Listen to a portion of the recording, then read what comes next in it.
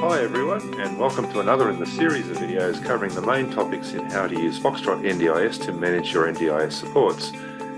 Now, the topic of this video is user management, and in this video we will demonstrate how you would add a new staff member into the system so that they have access to Foxtrot. So let's get started. To add a new user into the system, we come to the Operations User Management screen and we click New.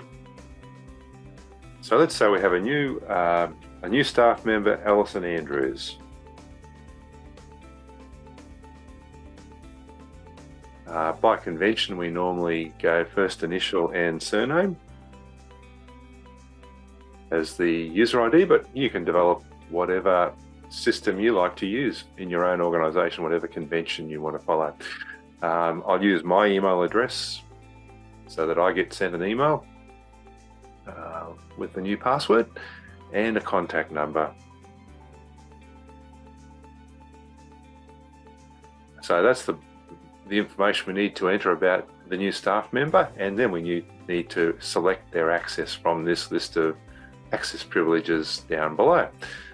So the first thing to understand about the access privileges is that everyone should have a basic access, which will be either support worker, case manager, or manager. So support workers have the lowest or most basic level of access. They can create and edit their support notes. They can look up customer information such as their addresses and their phone numbers. Case managers have a higher level of access. They can do more, and managers can do most things. So let's start by making our new user, new Foxtrot user, new staff member, case manager. And then the other privileges you see here, the access privileges, provides special access rights.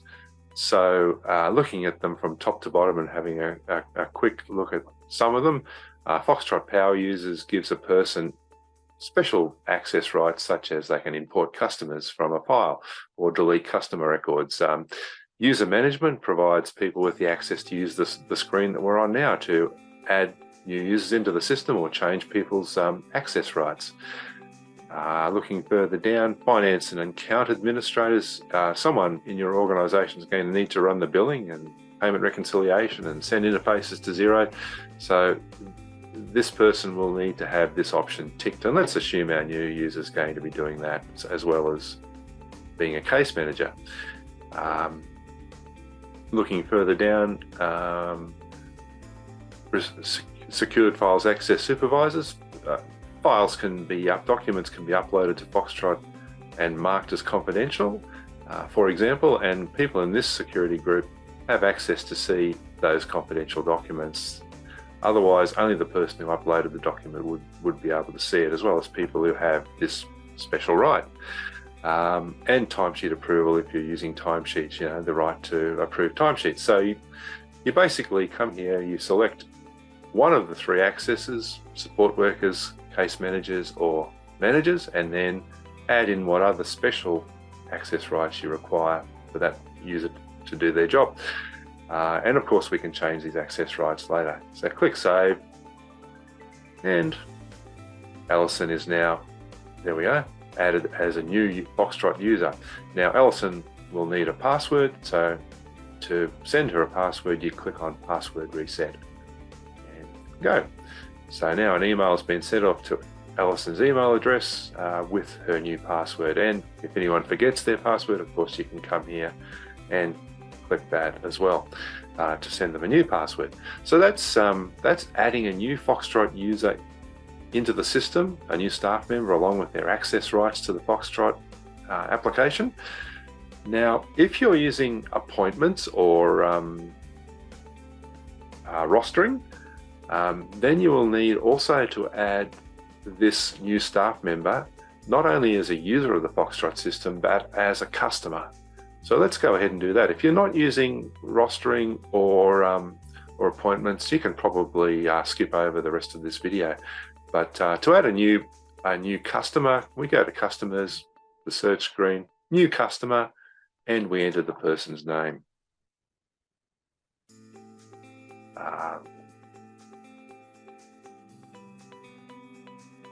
and search. So this is forcing us to search before we add them to make sure that no one has already added them. We don't want duplicates. We don't see the person that we're trying to add, so we click New. And we have 3 tabs here we can fill in. We're not going to fill in any address or communication, phone numbers or email address. We're just going to fill in Alison's name and save. So a new customer has been created, same name as our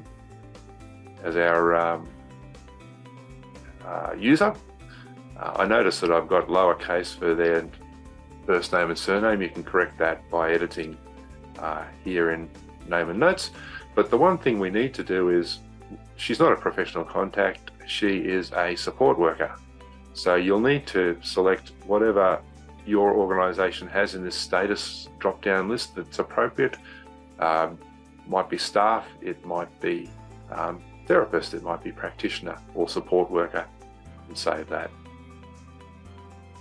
And then the only other thing you're going to need to do is to fill in her role. So on the summary tab again, as you'll remember, we change the status. We'll also add a role in this role screen. Come to the role screen, select the role, NDIS practitioner, select the location where Alison will be working, and then we need to link our Foxtrot user that we added at the start with this customer who has the same name. So we choose the user that we added at the start of this video, Alison Andrews, as the user linked to the customer that we're adding right now. And if we like, we can give Alison a rating. Well, she's a terrific worker, so we give her 5 stars, of course. And then we can manage availability as well if you want to, for the purposes of rostering and appointments. And click Save. And that's it. So we've added the new user, and optionally we add that user as a customer of Foxtrot as well. So that's all I have. Thanks for watching. I hope you found this useful. And if you're ever unsure of the best way to do something, why don't you give the help desk a call on 02 6233 0900 or email us at helpdesk@stepsoft.com.au, and I look forward to speaking with you then. I'm adding a correction at the end of the user management video. I indicated you needed to click password reset after creating the new user to send them their password.